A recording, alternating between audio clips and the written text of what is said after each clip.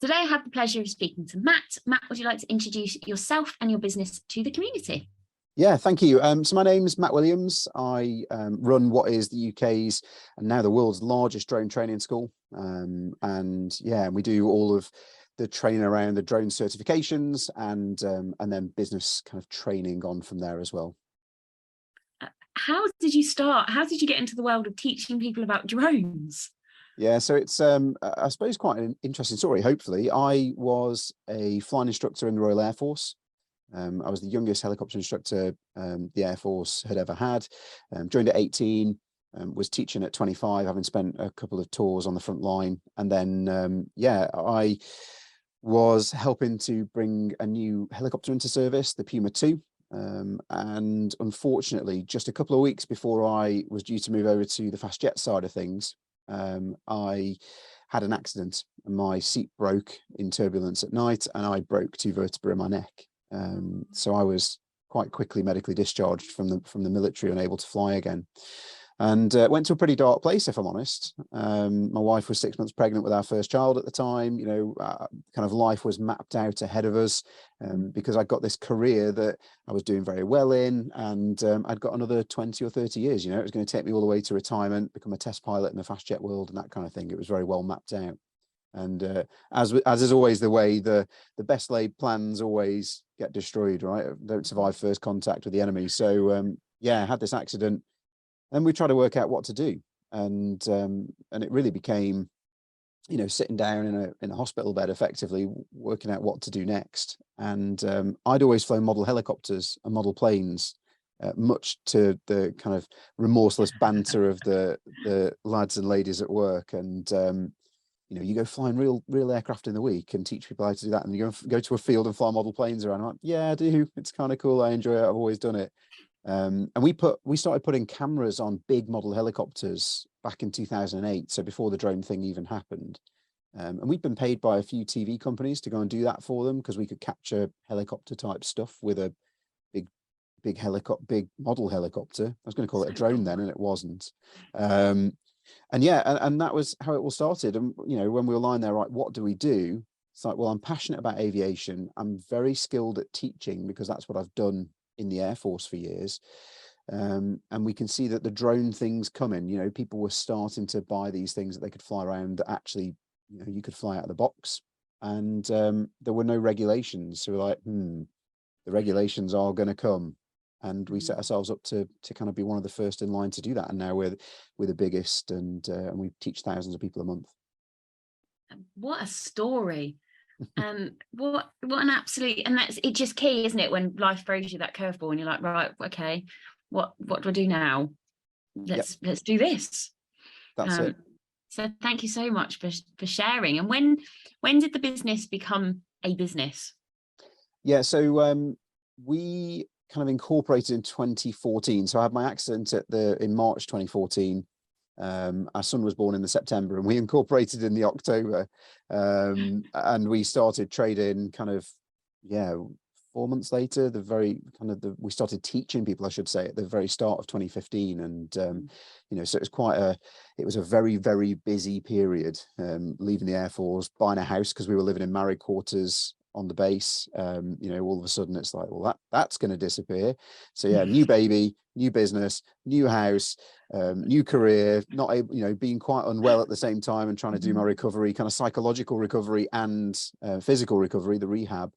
So yeah, but you know, never back down from a challenge, right? And I think out of those times of adversity, I think the necessity for change does one or two things, doesn't it? You either kind of let it consume you, or you take on that challenge and hit it head on and try and make something of the opportunity that adversity's created. Amazing. And your customer bases, do they keep coming back? Is it short courses? How does the customer model sit with the business? So it's a really interesting one, and we're at a turning point at the moment where we're changing the model fairly significantly. So for us, it's always been, people come to us, they get the training, it's a fairly short training course, and they get their certificate and they go out at the other end. And we've always aimed to make the customer journey. I mean, we run as effectively a not-for-profit. That isn't we are, we are a limited company and a profit-making organization, but we put all of our money back into education and educating the wider community. So people come into our kind of ecosystem, they get their training, get their certification, and then they do disappear off. But because we've got that kind of great customer journey that we've created, and we, we make family and fans, we don't have kind of customers.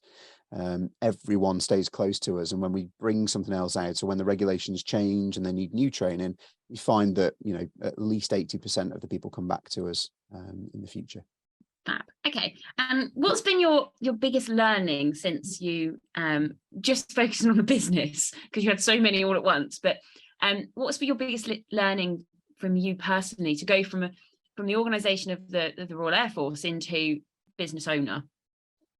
I think the biggest thing I've learned for me, and there've been many learnings along the way, right? But the biggest thing I've had to learn personally and embrace is that everyone's different.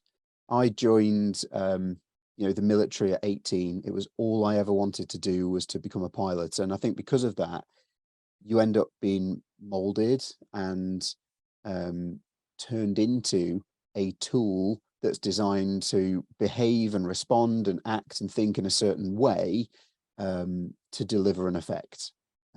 Not saying that everyone's an automaton in that world, but certainly at the level we were at, that was, everyone was very similar backgrounds, very similar thinking, and all trained to react in the same way to certain external influences. And I think having come out of that, realizing that the world is actually a much bigger place, because that's your world, right? It's your life, and you live and breathe it. And when you leave, everyone's different. And at first, it took me a long time to embrace that, right? Particularly having moved into the creative world in terms of film and TV, which is primarily where we were at first. People are very different.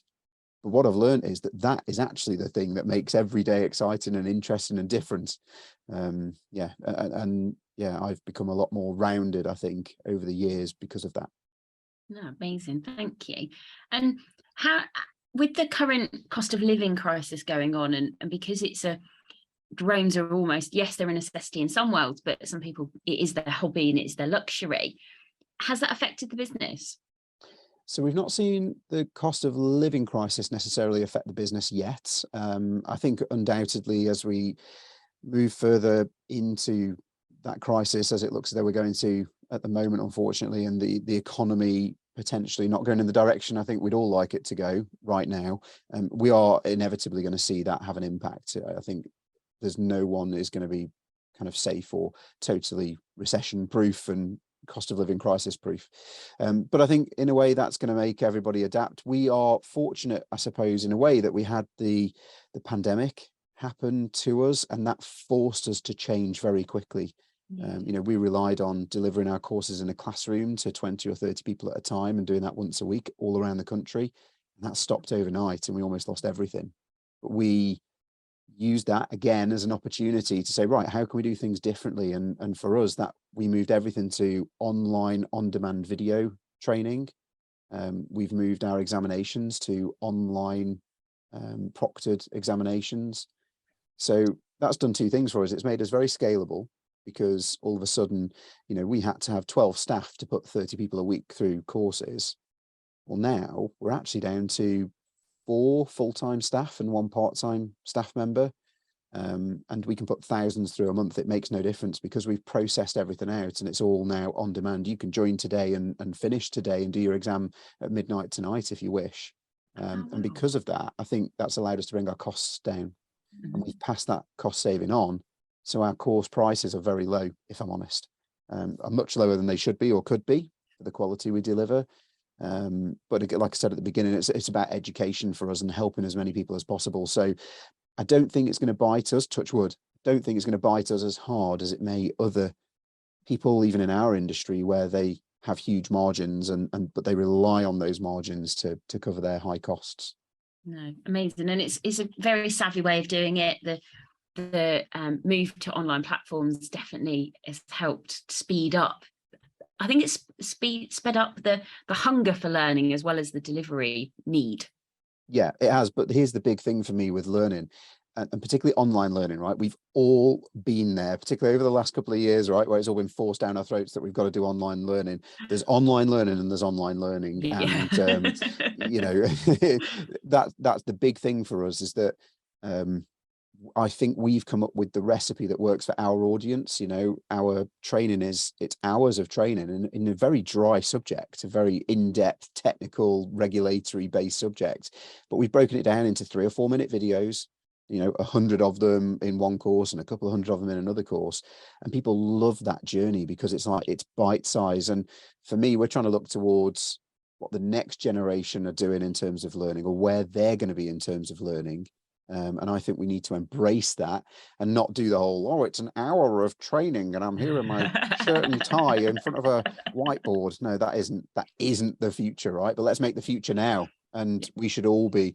So I think there are, long story short, I suppose, long way of saying it, I think there's good and bad in the online learning space. And I think we've all experienced the bad.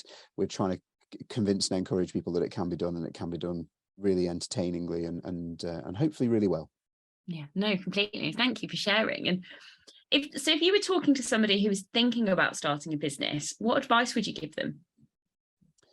I think for me, it's work out what your solution is going to be for your target market and try and narrow in on that as quickly as you can, because it's only once you know who the people you're going after are, the people that you want to serve are, that you can build a solution that works for them.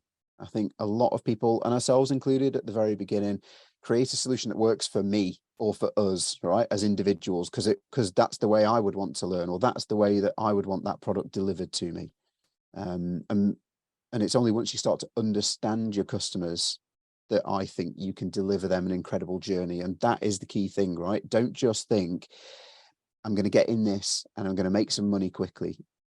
It's not about the money, because when you start your own business, I think most people, particularly at first, for the first few years, expect to earn less, expect to have less holiday, expect to work more hours than you've ever worked before. I bought a PlayStation, right? When I first got the business, I bought a PlayStation and got a big TV in the office. And I was like, I'm going to be able to sit here every day and have a couple of hours on the PlayStation. I never once turned it on, because from the second we turned the phones on and opened the email, it went crazy, and we were always busy. So yeah, expect to have to knuckle down and work hard and take less money home. But for me, it's look to the medium and the longer term, right? The value that you're creating by building a brand, by building a reputation, and what you can do with that to help people in the future. That's where I think the real value from starting a business comes from.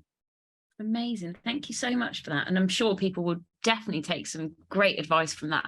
And then my last question, if you look back on your journey, how would you sum it up in 3 words?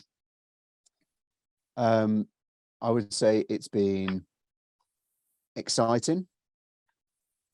It's been terrifying.